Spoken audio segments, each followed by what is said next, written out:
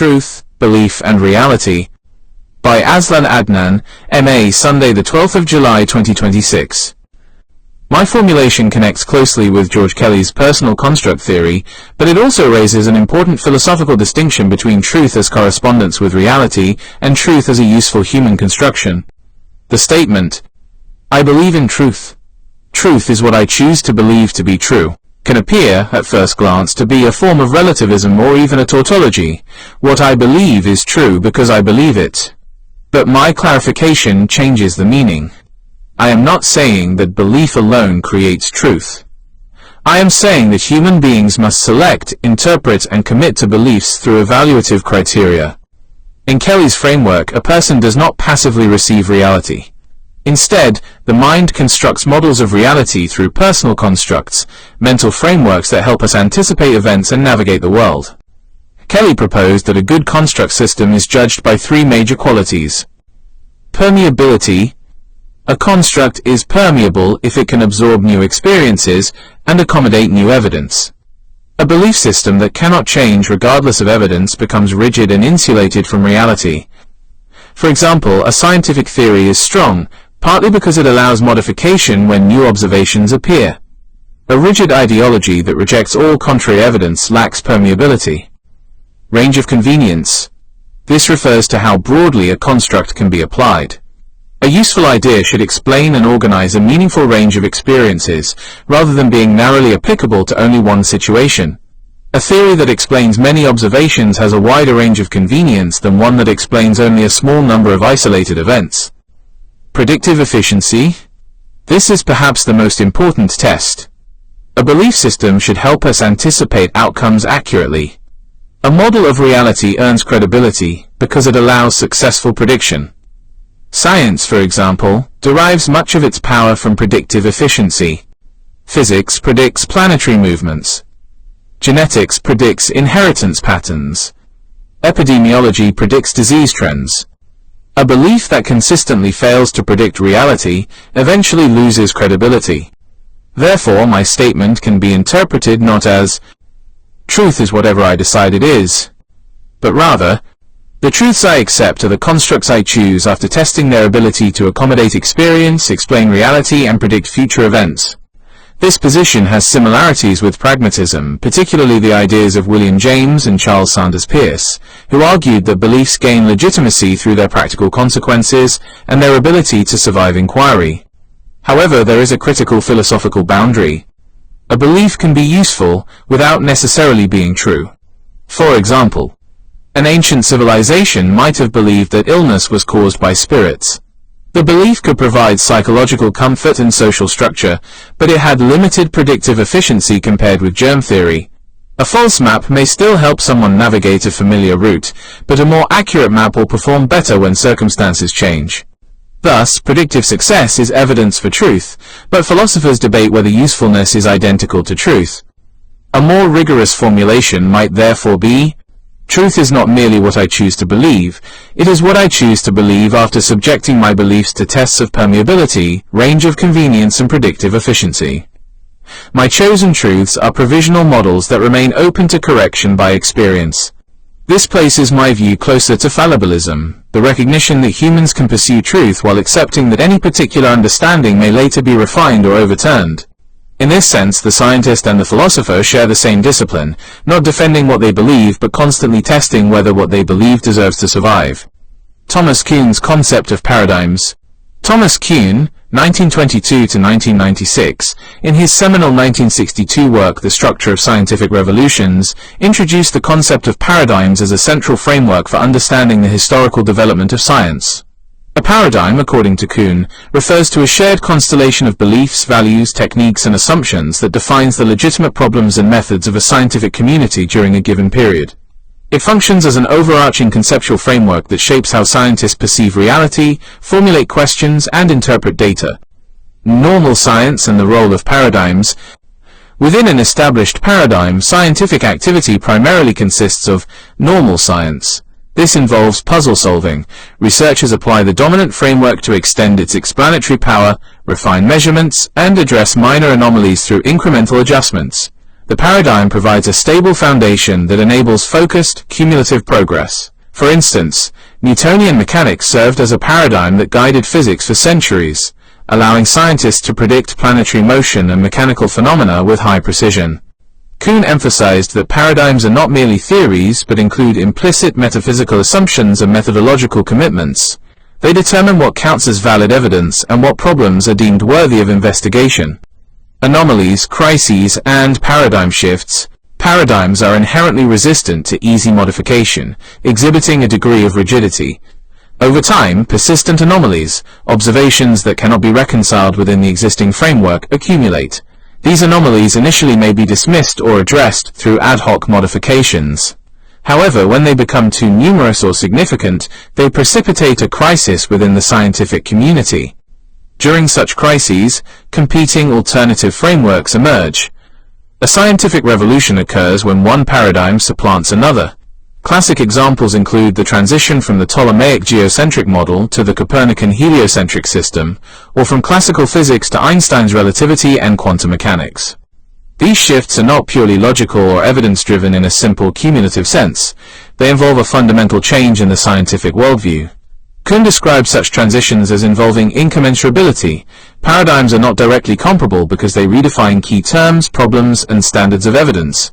Proponents of competing paradigms may literally see the world differently, making rational choice between them partly a matter of persuasion, community consensus, and the new paradigm's ability to resolve the anomalies more effectively. Implications for truth, belief, and scientific progress. Kuhn's model challenges the traditional view of science as a steady, objective accumulation of truths. Instead, scientific progress appears discontinuous, with periods of stability punctuated by revolutionary transformations. This perspective aligns thematically with elements of the essay on truth, belief, and reality I shared, particularly George Kelly's personal construct theory. Both emphasize that human understanding involves constructed models rather than passive reception of reality. Kuhn's paradigms can be viewed as collective constructs that possess qualities analogous to Kelly's criteria: permeability, openness to revision, range of convenience, breadth of application, and predictive efficiency, yet they often demonstrate inertia until crisis forces re-evaluation. Like the pragmatic and fallibilist positions discussed, Kuhn underscores that scientific beliefs are provisional. However, he introduces a sociological dimension. Paradigm acceptance depends not only on predictive success but also on community dynamics, training, and shared exemplars. Critics of Kuhn, such as Karl Popper, argued that this view risks relativism by downplaying falsification and objective progress. Others have noted that Kuhn may have overstated the degree of incommensurability, as scientific change often involves elements of continuity. In summary, Kuhn's paradigms illuminate how scientific communities organize knowledge and navigate uncertainty. They highlight the interplay between stability and transformation in the pursuit of reliable models of reality, offering a nuanced complement to individual construct systems and pragmatic evaluations of belief. This framework remains influential in philosophy of science, history of science, and broader discussions of knowledge and belief formation. Comparison of Thomas Kuhn and Karl Popper in the philosophy of science. Thomas Kuhn and Karl Popper represent two influential yet contrasting perspectives in 20th century philosophy of science. Popper, 1902–1994, is best known for his falsificationist methodology, while Kuhn, 1922–1996, developed a historical and sociological account centered on paradigms. Their views address core questions of scientific progress, the nature of theory choice, and the relationship between belief and evidence, offering complementary insights relevant to discussions of truth, belief, and reality. Karl Popper's falsificationism. Popper rejected inductivism, the idea that science builds knowledge through the accumulation of confirming observations. Instead, he proposed that scientific theories are bold conjectures that must be subjected to rigorous attempts at falsification. A theory is scientific only if it is falsifiable, meaning it makes risky predictions that could, in principle, be contradicted by empirical evidence. Scientific progress occurs through a process of conjecture and refutation. Scientists propose hypotheses, deduce testable consequences, and seek to disprove them. Theories that survive severe tests gain corroboration but are never proven true. They remain provisional and open to future refutation. Popper emphasized critical rationalism. Science advances through continuous criticism and the elimination of error. He viewed dogmatic adherence to theories as unscientific. This framework aligns with a fallibilist stance, where knowledge grows by weeding out false beliefs rather than by accumulating absolute truths. Thomas Kuhn's paradigm-based model. As outlined previously, Kuhn described scientific development as alternating between periods of normal science and revolutionary change. A paradigm serves as a shared framework of theories, methods, and assumptions that defines legitimate problems and solutions. During normal science, scientists engage in puzzle solving within the dominant paradigm, treating anomalies as puzzles to be solved rather than immediate threats. Significant anomalies accumulate, leading to crises and, eventually, paradigm shifts when a new, competing framework gains community acceptance. Kuhn introduced the concept of incommensurability. Competing paradigms may redefine key terms and standards, making direct comparison difficult. Paradigm choice involves persuasion, problem-solving capacity, and community consensus rather than purely logical adjudication. Kuhn's model highlights the social and historical dimensions of science, portraying it as less continuously critical than Popper suggested. Key comparisons. 1. Methodology in scientific activity. Popper advocated perpetual criticism and falsification attempts, even during periods of apparent success. Kuhn, by contrast, argued that normal science is relatively dogmatic. Scientists work within the paradigm, suppressing or sidelining anomalies to maintain productive puzzle solving. For Kuhn, premature criticism could hinder progress. For Popper, it is essential. 2. Nature of progress. Popper envisioned cumulative, though provisional, progress through error elimination. Kuhn described discontinuous progress via revolutions, where old paradigms are replaced rather than incrementally refined. This leads to debates on whether Kuhn's view implies relativism, as paradigms are not judged by a neutral, external standard. 3. Role of anomalies and evidence. Both recognize that evidence can challenge theories, but they differ in interpretation. Popper treated falsifying instances as decisive opportunities for rejection. Kuhn viewed anomalies as expected and often resolvable within the paradigm until a critical threshold triggers crisis. Predictive efficiency and accommodation of experience, qualities emphasized in George Kelly's constructs and the earlier essay, play roles in both, yet Kuhn stresses community dynamics and problem-solving breadth more prominently. 4. Implications for truth and belief. Popper's approach supports a clearer distinction between useful beliefs and truth, with emphasis on objective testing. Kuhn's perspective resonates with pragmatic and constructivist elements. Paradigms function as collective constructs evaluated by their explanatory and predictive power, remaining open to revision. Fallibilism. However, Kuhn's incommensurability raises questions about whether truth can be assessed independently of the prevailing framework, a concern Popper would likely reject in favor of intersubjective criticism. Critics of Popper argue his model is overly idealized and does not match historical practice. Critics of Kuhn contend that his account underplays rationality and risks relativism. Later philosophers, such as Imre Lakatos, sought syntheses through research programs that incorporate elements of both.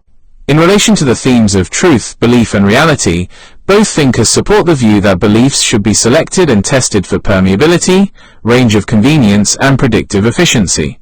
Popper provides a stricter methodological norm for individual and collective inquiry, while Kuhn illuminates the sociological realities of how scientific communities actually operate and transform their constructs. This comparison underscores the tension between idealized rationality and historical contingency in the pursuit of reliable models of reality. Truth, Meaning, and Reality. Bertrand Russell as the external constraint on George Kelly's personal construct theory. By Azlan Adnan, M.A. Sunday, the 12th of July, 2026. Bertrand Russell's An Inquiry into Meaning and Truth, 1940, developed from his William James lectures at Harvard, provides a philosophical foundation that significantly strengthens George Kelly's personal construct theory. Whereas Kelly explains how human beings construct systems of meaning through which they anticipate the world, Russell explains the conditions under which those systems may legitimately be regarded as true.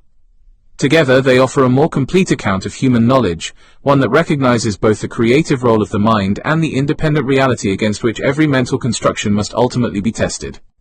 Kelly begins with the observation that human beings are not passive recipients of experience. We actively organize our perceptions into personal constructs that enable us to interpret events, anticipate outcomes, and navigate the complexities of life. Every individual lives within such a construct system, continually refining it as new experiences accumulate. In this sense, truth is not merely something waiting to be discovered, it is inseparable from the interpretive framework through which experience acquires meaning. This is the context in which my own formulation should be understood. I believe in truth. Truth is what I choose to believe to be true. Taken in isolation, the statement appears dangerously close to relativism, as though truth was simply a matter of personal preference. Yet that interpretation misunderstands the epistemological discipline implicit within the statement. What I choose to believe is not arbitrary. My choice is constrained by Kelly's three criteria for a viable construct system: permeability, range of convenience, and predictive efficiency. A belief worthy of acceptance must remain open to revision, must organize a sufficiently broad range of experience, and must repeatedly demonstrate its ability to anticipate future events. Choice is therefore exercised within an objective process of continual testing, rather than according to subjective whim. Russell explains why these constraints are indispensable. His concern is not primarily how people form beliefs, but how beliefs acquire meaning and truth.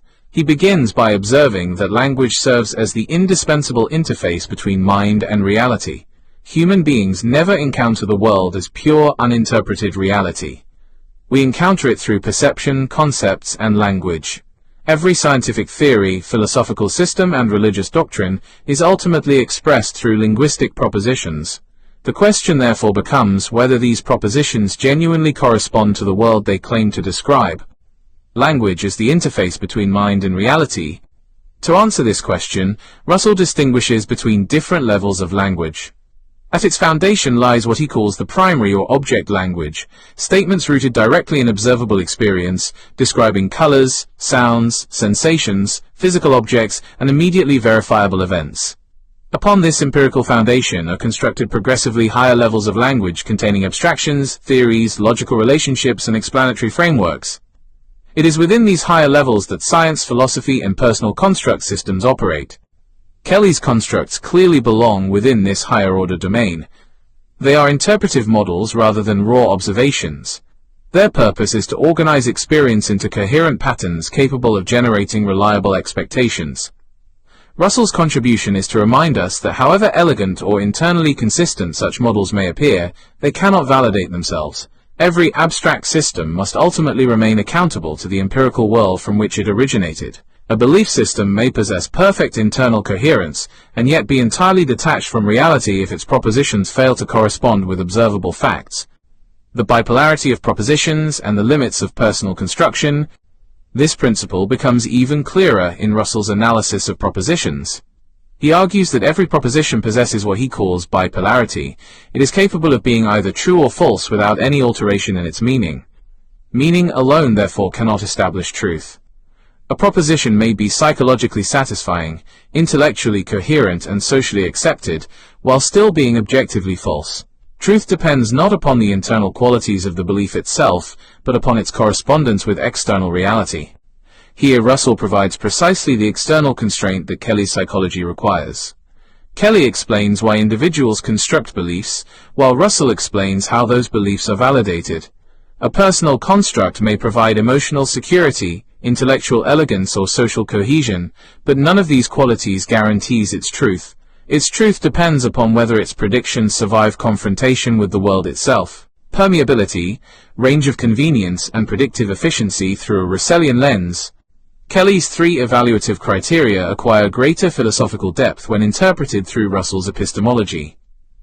Permeability becomes more than psychological openness. It becomes the willingness of a construct system to expose itself to possible refutation. A belief expressed in vague or ambiguous language can often evade contradiction, because almost any outcome may be interpreted as confirming it. By contrast, a precisely formulated construct risks falsification precisely because it makes definite claims about reality. Its vulnerability becomes its intellectual strength.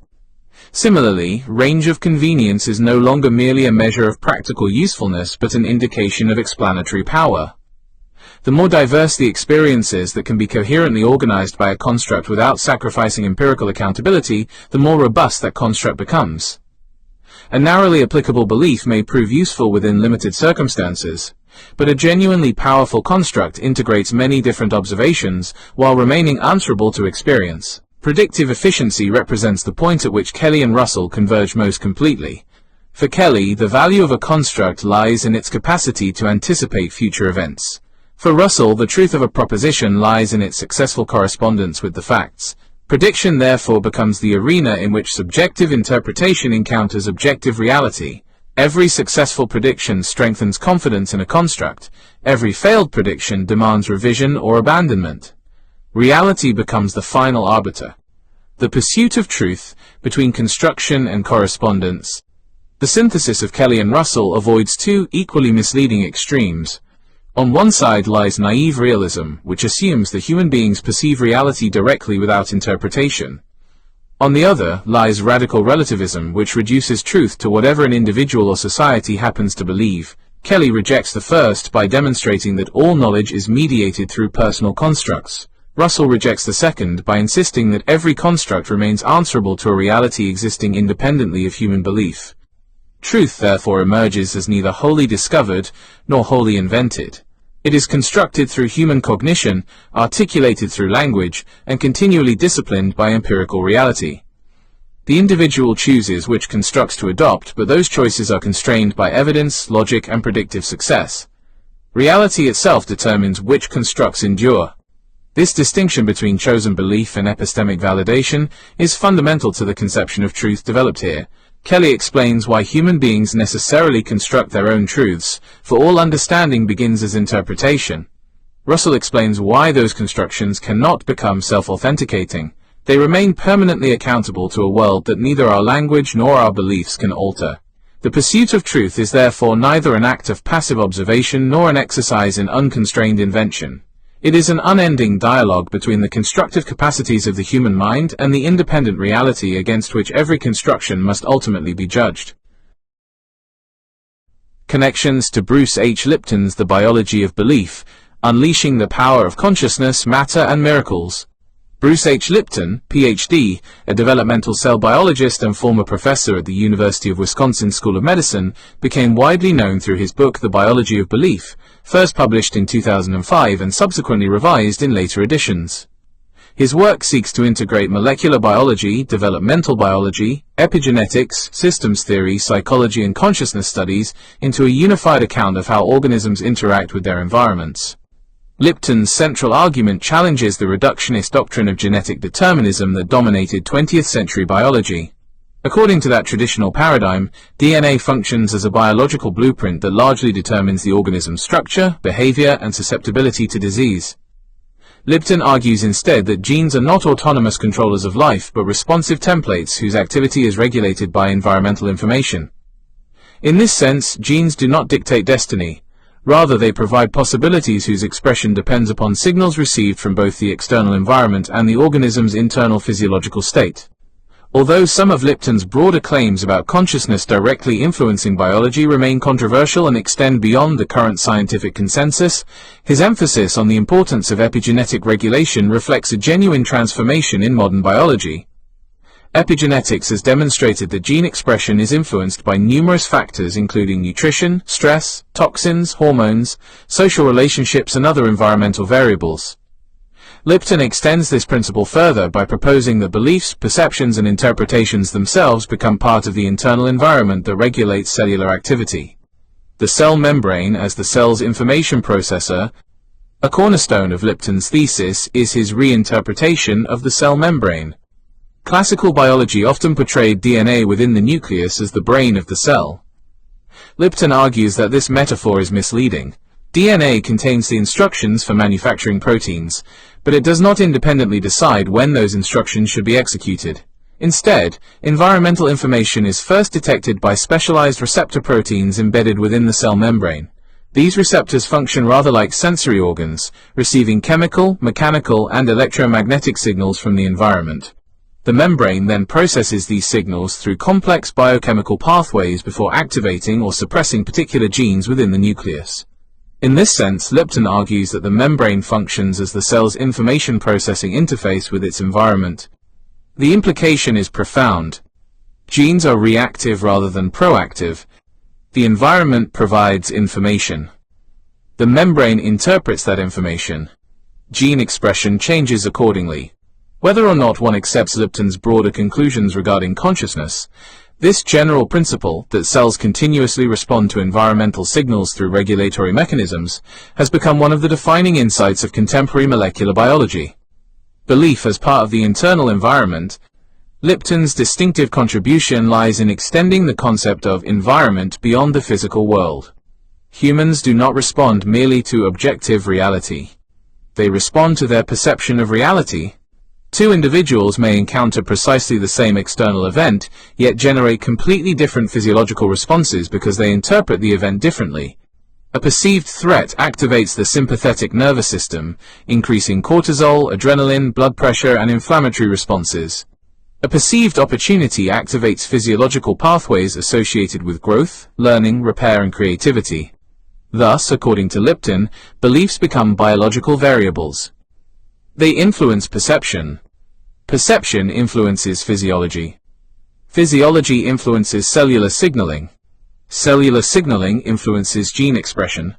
Whether the original belief accurately represents external reality is, biologically speaking, initially irrelevant. What matters first is how the organism interprets the situation. This argument resonates strongly with George Kelly's observation that people act not according to reality itself, but according to the personal constructs through which reality is interpreted. George Kelly meets cellular biology.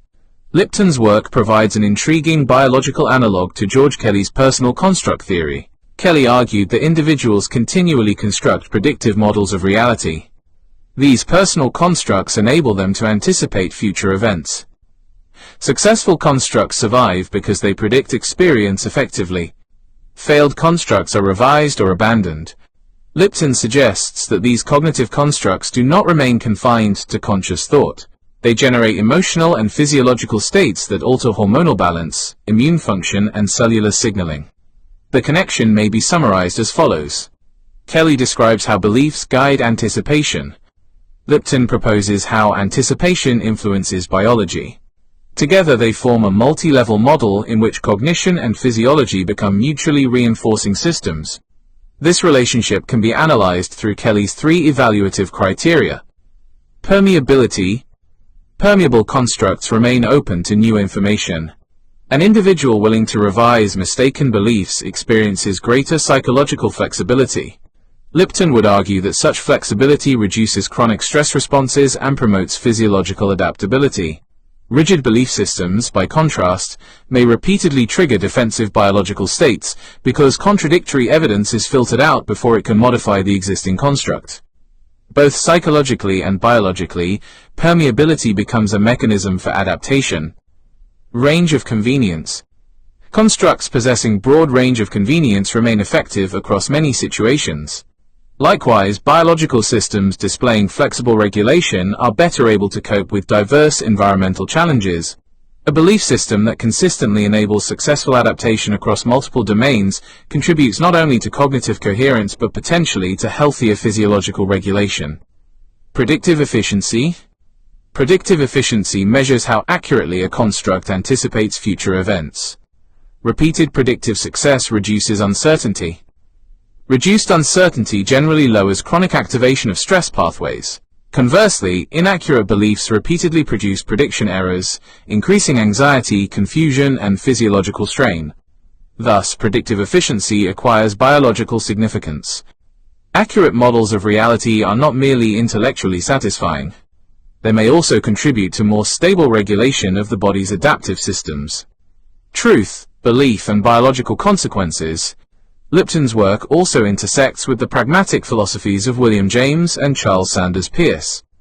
James argued that beliefs should partly be judged by their practical consequences. Peirce regarded belief as a guide for successful action. Kelly later transformed these ideas into predictive psychology. Lipton introduces biology into this tradition. Beliefs now become hypotheses, tested not only against experience but also within the organism itself. A constructive belief may produce measurable consequences through altered stress hormones, immune responses, cardiovascular regulation, and behavioral choices. However, an important philosophical distinction must be preserved.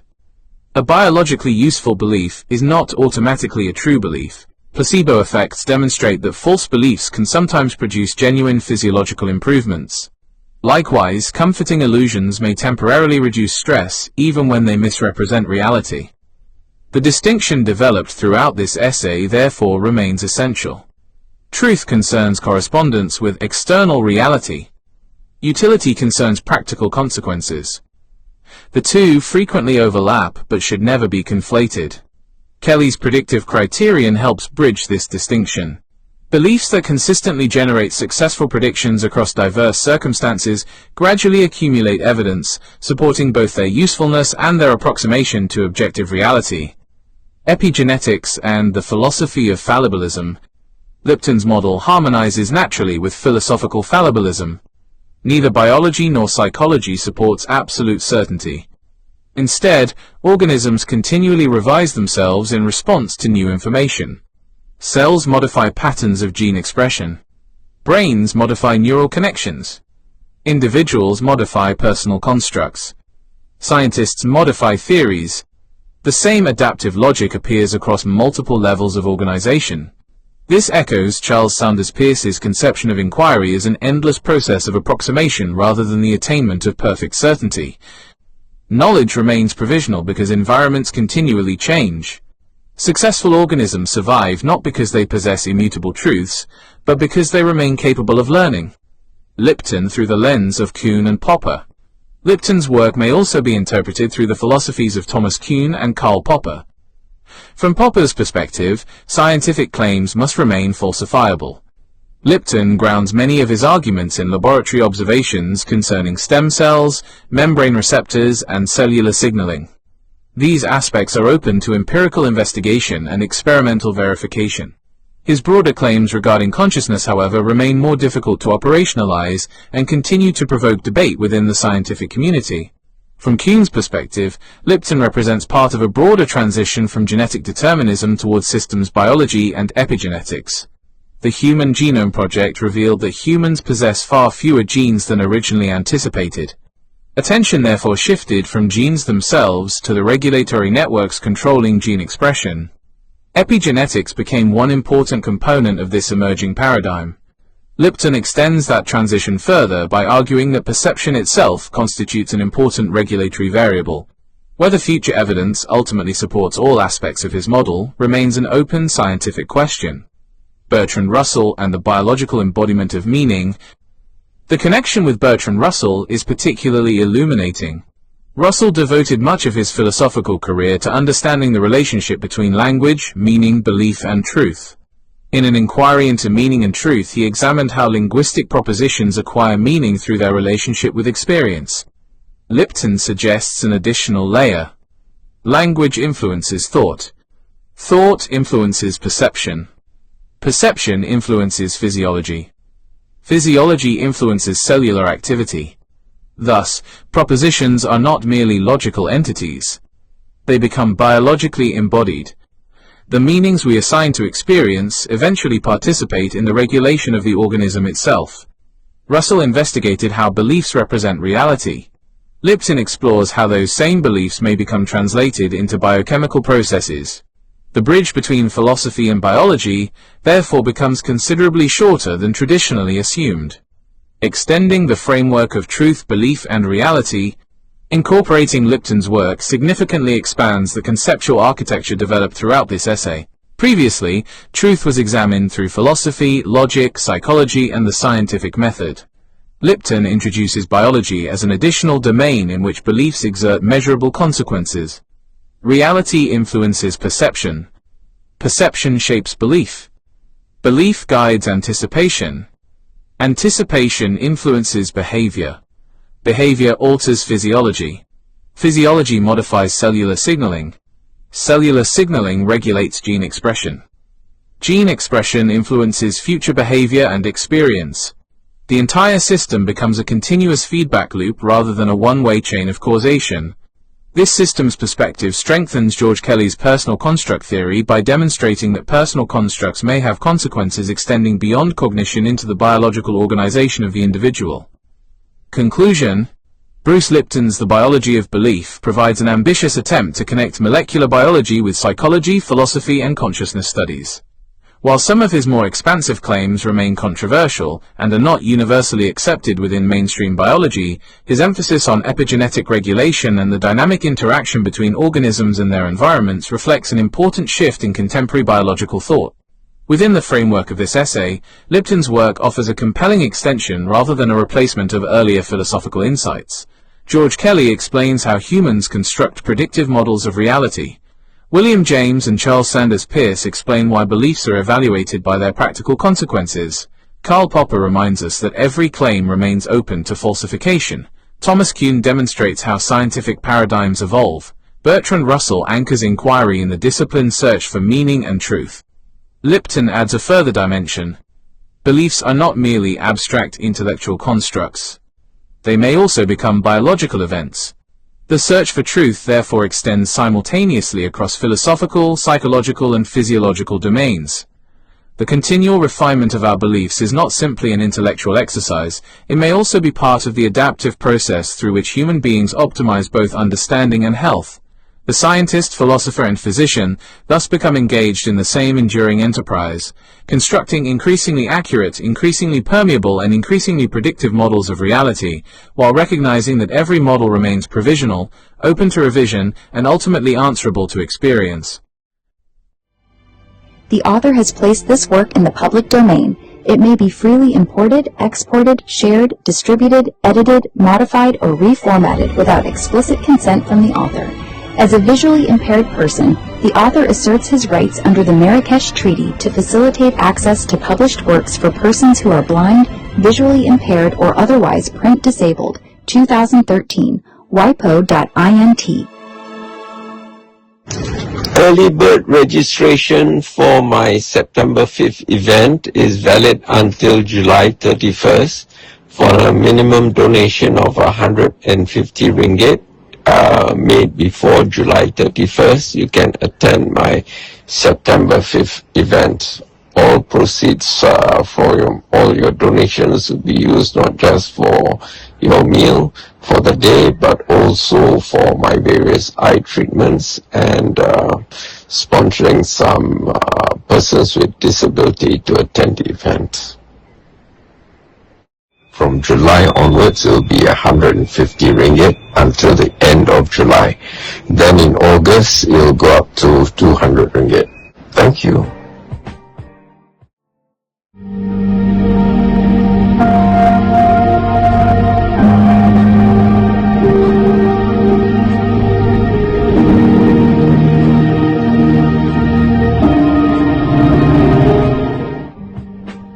How to attend Azlan Adnan's Meet the Author luncheon at the Hungry Tapir, 135 Petaling Street, Kuala Lumpur. Short walking distance from the Pasar Seni MRT LRT station. From 12:30 hours, Saturday, 5th September 2026. Step 1. Download all my 30+ books on nutrition for free from Z Library using this URL.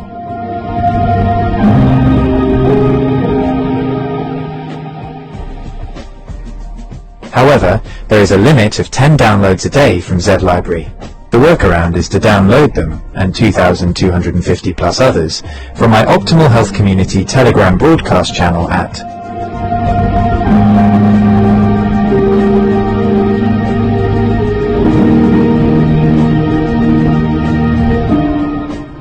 EPUB Electronic Publishing. All my free ebooks are published in .EPUB electronic publishing format. If you are still living in the dark ages and only know .PDF, portable document format, and never heard of .EPUB, don't worry. You are about to have a mind-blowing experiential learning journey. If you use an Apple device, .EPUB files open in the Books app. If you are an Android user, use Universal Book Reader or a similar app. If you need further instructions on how to read .EPUB documents, just ask your favorite AI app to teach you. If you have never used an AI app before, start with Grok, Gemini, or ChatGPT. Then move on to DeepSeek, Claude, or Kling later. Step 2. I have put all my books in the public domain, and you may share them freely. In fact, I strongly implore you to do so. Viralize them, make sure they reach every person who needs the knowledge contained in them. In Malaysia, the most recent data from the National Health and Morbidity Survey 2023 shows that 21.8% of adults are obese and 32.6% are overweight. This means the total combined rate is 54.4% of adults. Scary huge percentages of Malaysians are diabetic or suffer from other non-communicable diseases, NCDs. To be specific, in Malaysia, about 15.5% of adults have chronic kidney disease, CKD, up from 9.1% in 2011. Around 21.4% of adults aged 30 and above are at high risk of cardiovascular disease, CVD. Among older adults, about 8.5% have dementia, equating to roughly 260,000 people as of 2022. A nation is only as strong as its human capital. How strong can a nation be if more than half its population is fat, sick, and nearly dead? Of what good can you be to your family if you are fat, sick, and nearly dead?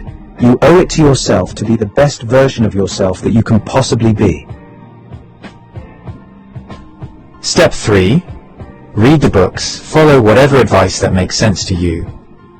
If something doesn't make sense to you, or causes cognitive dissonance, you can ask me clarifying questions on the 5th of September. Also, be prepared to report on the 5th of September what improvements in your health you have noticed. So far, one person has seen her total cholesterol level drop from always above 5 to 4.6. Another has resolved a chronic constipation issue. I have written 2 books on human stool classification and stool analysis. Another person who wakes up every morning with a white layer of mucus on her tongue for more than half her life now wakes up with a clear tongue. Step 4. Make the minimum donation by the required dates. The longer you prevaricate, the higher the minimum donation gets. Minimum donation per pax: 100 ringgit for donations received by June 30th, 150 ringgit for donations received by July 31st, 200 ringgit for donations received by August 31st, 500 ringgit for donations received by the 5th of September and for walk-ins. Places are limited. However, I do not wish to deprive anyone. If enough people register, we can take over the whole restaurant, so make your donations early to reserve your place. Purpose: your donations will go towards sponsoring persons with disability, PWD, to attend the event and also towards my various ongoing eye treatments. Sponsorship: if you run a business and wish to promote your business, you can sponsor door gifts, gift vouchers, or even cash. A writer and researcher in nutrition science, Azlan has authored dozens of books on plant-based bioactives, antioxidants, and the chemistry of whole foods. In this session, he will lead a dynamic Ask Me Anything on Nutrition session. All 30 of his nutrition books are in the public domain and are downloadable at the link below.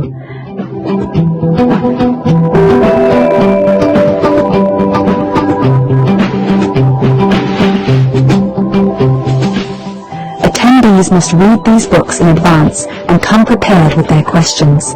This is a singular chance to engage with one of today's leading independent nutrition thinkers. Don't miss it. A healthy, whole food, plant-based lunch with the menu curated by Azlan Adnan will be served. No need to write your name and the reference of the bank transfer, as it will automatically be displayed, but include your phone number in case we need to contact you for any last-minute changes.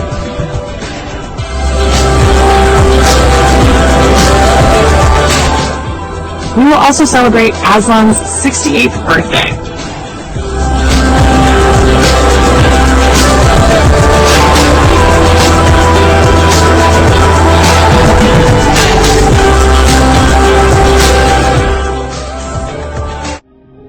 Some of you have been wondering why a YouTube channel devoted to green political philosophy and ideology would address health issues. The stark facts are these. Data from the National Health and Morbidity Survey in Malaysia 2023 shows that 54.4% of adults are either overweight or obese, with 32.6% classified as overweight and 21.8% as obese. Abdominal obesity, per Roy, was also reported at 54.5%. Compared to 2011, the combined prevalence of overweight and obesity has increased from 44.5% to 54.4%. According to the same survey, 15.6% of adults in Malaysia have been diagnosed with diabetes, kencing manis. Additionally, about 21.4% of Malaysian adults aged 30 and above have a high 10-year calculated risk of developing cardiovascular disease, CVD, sakit jantung. In Malaysia, precise prevalence data for diagnosed CVD is somewhat limited. Data from 2010 to 2021 indicated that 16.6% of all registered deaths were due to CVD. A 2015 survey found that 14.1% of working-age adults had diabetes, 24.5% had hypertension, and 45.9% had high cholesterol. The World Heart Federation also noted in 2022 that around 11% of deaths in Malaysia are linked to CVD. In 2011, the prevalence of chronic kidney disease, CKD, sakit buah pinggang, was 9.07%. A nationwide study in Malaysia in 2018 estimated that 15.48% of adults, over 5 million people, have CKD. It really is alarming.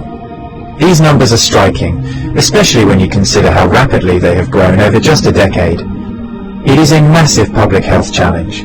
In light of these statistics, the implications for nation building and capacity building are stark.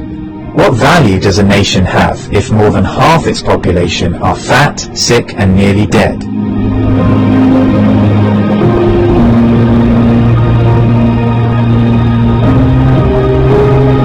Are you fat, sick, and nearly dead? Well, if you think you're overwhelmed, you don't know where to start with this book. And then as you progress, you can, go deeper, take a deep dive into the other books. And if you want to meet me to discuss what you've read in the books, you have a chance in September to do so. However, there are 5 places already been taken up, and there are limited seats, so the sooner you register, the sooner you'll reserve a place for yourself. Attendance is by donation, so details are in the video. Important note on event registration fees. Early bird. Donation received between the 1st and the 31st of July 2026. Minimum donation of 150 ringgits. Normal registration. Donation received between the 1st and the 31st of August 2026. Minimum donation of 200 ringgits. Late registration. Donation received between 1st to 5th September 2026. Minimum donation of 500 ringgits. All proceeds after deducting third-party costs will go towards Azlan Adnan's various ongoing eye treatments to hopefully reverse or at least arrest his macular degeneration, cataracts, photophobia, mydriasis, dry eyes, and etc. This is mission critical as, if his vision fails, he'll no longer be able to produce, edit, or upload videos. Your voluntary contributions and donations are a critical success factor. As such, your generosity, empathy, compassion, and kindness are well and truly appreciated. We thank you in advance for your invaluable help and assistance in making this event a resounding success.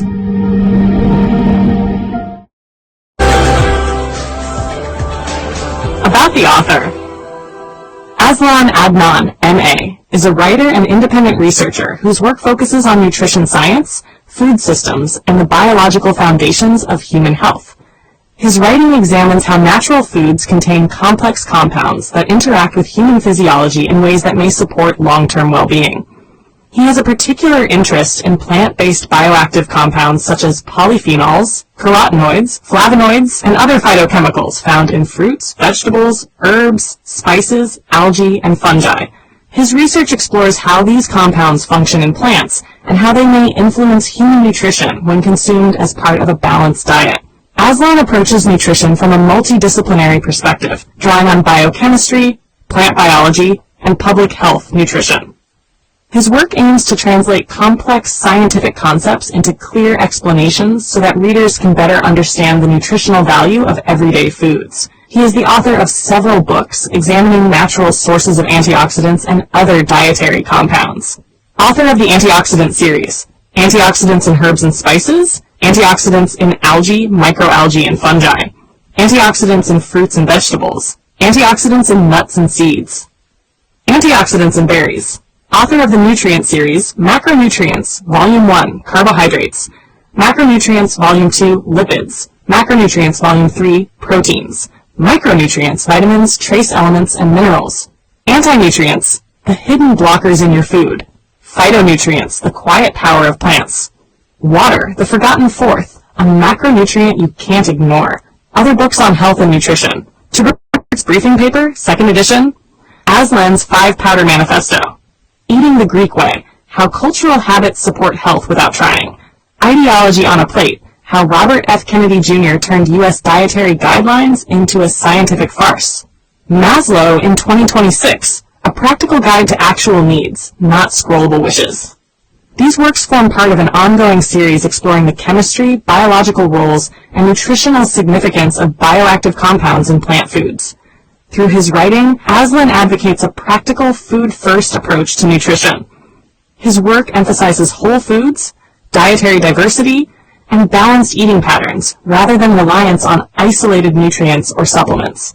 He holds a Master of Arts in International Business and Management from the University of Westminster in London, and writes extensively on nutrition science, health, and food-based approaches to long-term well-being.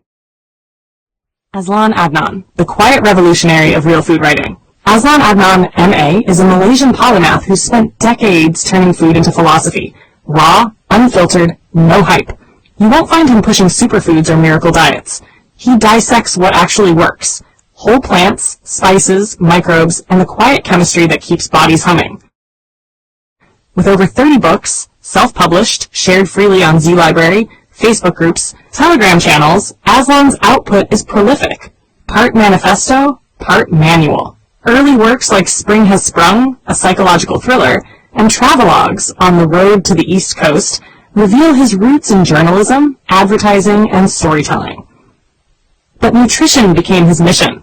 Educated with a Master of Arts in International Business and Management from the University of Westminster, London, he taught at the School of Management, Royal Holloway, London, while pursuing doctoral research in business strategy and environmental management, specializing in the international timber trade. That academic backbone, rigor, systems thinking, sustainability, bleeds into his food writing. No fluff, just evidence. The core series, the Macronutrients Trilogy, Volume 1 on carbohydrates, glucose, fiber, metabolism, Volume 2 on lipids, fats, omega-3s, inflammation, Volume 3 on proteins, repair, enzymes, muscle. Then micronutrients, water, and anti-nutrients, the plant world's double-edged sword. Anti-nutrients are naturally occurring compounds in whole foods, phytates, oxalates, lectins, goitrogens, that can bind minerals, block enzymes, or mess with absorption. They evolved as plant defenses, but in us, they steal iron from spinach, calcium from kale, or spike gut irritation from raw beans. Variety wins. 30 plants a week, not monodiets. Raw's romantic, but cooked smarter. Add spice blends like Aslan's 5-Powder Manifesto, turmeric mixes for real anti-inflammation, and you've got a library that says, eat wide, not weird. Why release it all into the public domain? Because knowledge isn't currency. It's oxygen. Azlan watched corporations gatekeep health, paywalls on papers, patented supplements, proprietary blends that hide what works. He refuses. His books aren't for sale. They're for spread. No DRM, no ads, no ego. Just files anyone can download, print, share. He says it plain. If one person in a kampong swaps white rice for brown or steams kailan instead of boiling it, that's the win, not royalties. He's no gatekeeper. His Facebook, Azlan Green Party, Instagram, and YouTube drop bite-sized truths. Traffic light WFPB guides, eye health talks on looting, vegan journeys. He credits tradition, curries, forest mushrooms, seaweed from tides, and lives it. Unpeeled carrots, home ferments, no moralizing. 30-plus titles aren't about volume. They're depth. Carbs to phytonutrients, water to gut bugs. Azlan doesn't sell health. He hands you the tools. Read him and your plate changes. Not because you're broken, because you're built for better.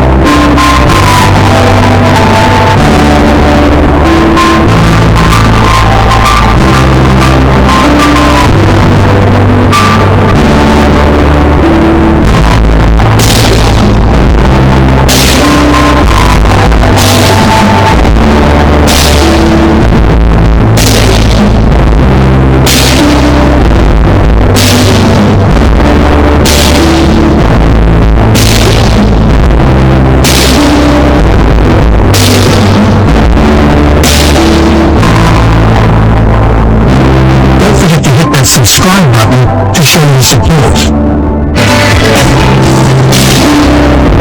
Share your thoughts in the comments below. Don't forget to like this video and subscribe to our channel to show your support.